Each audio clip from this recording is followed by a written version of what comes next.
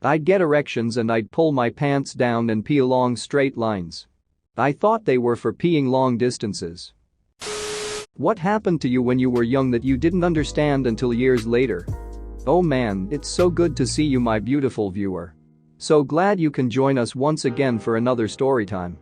Since you're here, can you do me a favor and hit the like button for the algorithm? This also shows YouTube that you enjoy spending time with your favorite storyteller, Andrew. If you do, I'll kindly release the corona vaccine. Let's get this show on the road and start the stories. My mom told me my goldfish ran away. Defending my mom from my dad since he slapped her butt cheek in the laundry room. When I was like 6. And I was supposed to be away with my grandparents. I was the hero, the cockbloking hero. Didn't really happen to me, but when I was 14 I suddenly realized that those 2 giraffes at the zoo when I was 7 that I shouted about to everyone else weren't giving each other piggybacks.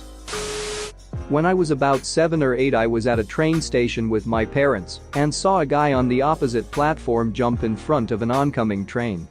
At the time I didn't really get what was going on and was just really curious to look, but now I understand why we left the station in a hurry. When I was 6 we used to play a lot with Pokemon cards at school. One recess I left my deck inside the classroom. When I came back my Charizard was missing from it. 3 days later a friend from class came to me and told me he found my Charizard outside in a bush. Took me 10 years to realize he stole it from me and then got cold feet and gave it back. I was in law at the age of 10 and ended up with sunburn as I am English and not used to the heat. My dad took me to the restroom where we shared a stall and he helped me take my t-shirt off so that he could reapply after sun. This was pretty painful. I was screaming inside a locked stall, saying that it hurt, so I was surprised when a burly guy forced open the door, looking quite annoyed at my dad, who explained correctly what was happening. I grimaced through the pain and agreed as best as possible. Only years later that I realized that burly guy was a top bloke and that the pain he was trying to save me from wasn't that kind of chafing. I'm a redhead, but neither of my parents or my brother is a redhead. So when we were out in public when I was young, a lot of people would ask where my red hair came from. One day, when I was probably 6 or so, my parents told me to start answering the question with "from the mailman," which I did constantly because people always seemed to react to it. It wasn't till I got to high school that it clicked that the mailman in this scenario had not delivered my red hair in an envelope, but that it had come from a much different package. Sometimes we would stop at my aunt's work so that my dad could go in and talk to her. I wasn't allowed in because I was a kid and it was an adult place. The only other things that ever got the descriptor adult were adult films, which were not for kids because of all the sex. So I happily assumed that my aunt worked someplace where all sorts of sex was happening. Years later, I was driving by and noticed that it was a retirement home. I lost one of my teeth when I was 7 years old, and so I was so excited to get money and stuff from the tooth fairy. I put the tooth under the pillow, and I was ready to get my prize for losing a tooth. The next morning, I woke up and the tooth was gone but no present. I went and told my dad about how I just got scammed from the tooth fairy, and he was like, "Oh the tooth fairy had to run fast, so she gave me the money to give to you." He then pulls out his wallet and gives me the $2 that the tooth fairy gave him. I was so happy but still wondered why the tooth fairy was in such a rush.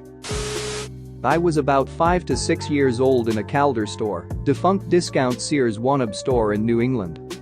My mom and I were on the second floor, and I was a couple of steps behind her. I thought I saw her go down the escalator, so I did too to catch up. I couldn't find her. I looked around for a while fruitlessly. I was eventually approached by a lady who looked to be about 40 in a brown leather jacket. She asked if I was lost. She said she was a police officer and that my mom was outside. She led me toward the front entrance as my mom called for me from the second floor. I went to my mom. Unless I remembered some details incorrectly, I think I was about to get kidnapped. This fact occurred to me when I was about 20.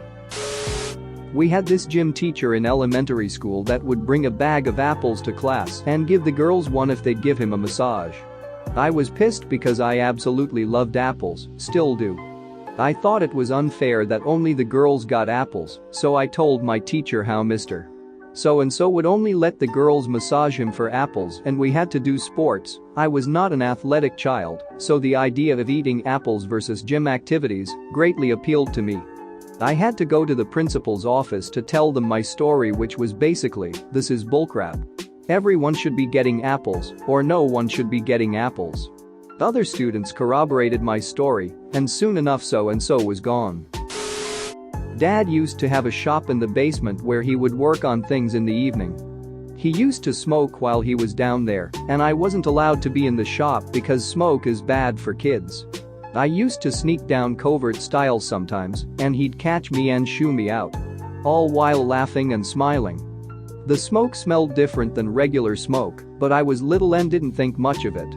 Years later, when I first, knowingly, smelled pot, I instantly recognized the smell.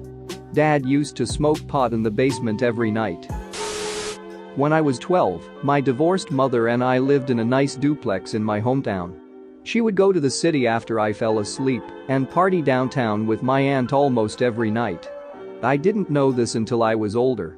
One night in particular, I fell asleep on the couch and halfway woke up to the sound of the front door opening and closing. I saw my mom walk in with a creepy, hooded, shadowy figure close behind her. I fell back asleep. The next morning, I asked my mom who was with her when she came home last night. She looked terribly confused.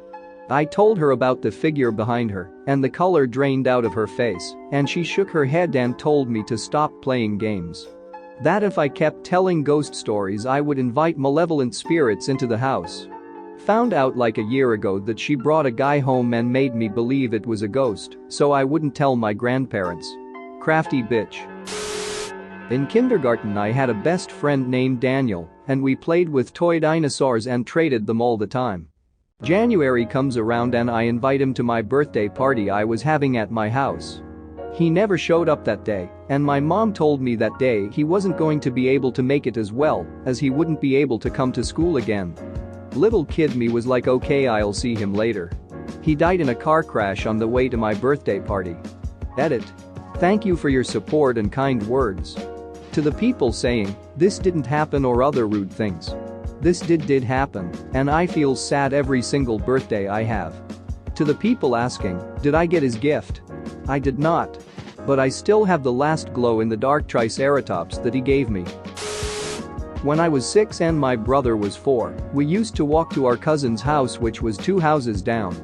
One evening, we asked our mother if we could go over and she said yes and let us walk over by ourselves. While we're walking, this car drives up to us and asks if we knew where the nearest McDonald's was and if we'd like to come with him. I told him we weren't allowed to eat McDonald's without our mother's permission and turned to get her to ask if we were allowed. She was already running outside to get us when the car sped off. I was around 15 when I was reminiscing with my family and she brought it up. Creepy realization. When I was about 4 or 5, we got 2 very important life-changing bits of medical news. The first was my baby brother was on the way. The second was that my father was diagnosed with acute lymphoma and had about 2 weeks to live. When I was little I had no grasp of how serious cancer was. My mom told me my dad was sick, but that was about it. I remember my mom kept insisting that I spent time with him, but I would always get angry when he got too tired to play or kicked me out so he could vomit from the chemo. I remember one night in particular where my school had my first back-to-school night carnival. They had all sorts of rides and stuff. My dad had just had extensive surgery and had staples across his entire neck. I used to joke that he was like Frankenstein. My dad managed to make it through the big presentation the teacher made to the whole class and their parents, but barely. I thought this was boring, but would be worth sitting through because I would get to go on carnival rides afterwards. But my dad had to leave. He couldn't even stand up. I could not understand how my strong 6'4" father could be so selfish. If he could sit through the boring part, why not the good part? I to this day feel tremendously guilty over how I treated him and the tantrum I threw when my mom was struggling to hold my dad up and my dad was struggling just to stay conscious. Fortunately, the doctors were wrong. He made it well past the 2 weeks and eventually beat cancer 5 years later. It took years before I understood how seriously sick he really was. He had gotten down to 90 pounds, but to me he was still a superman. Thanks for watching. What did you think of the story time? Let me know in the comments below. If you liked the video, smash that like button and subscribe so you don't miss any more story times.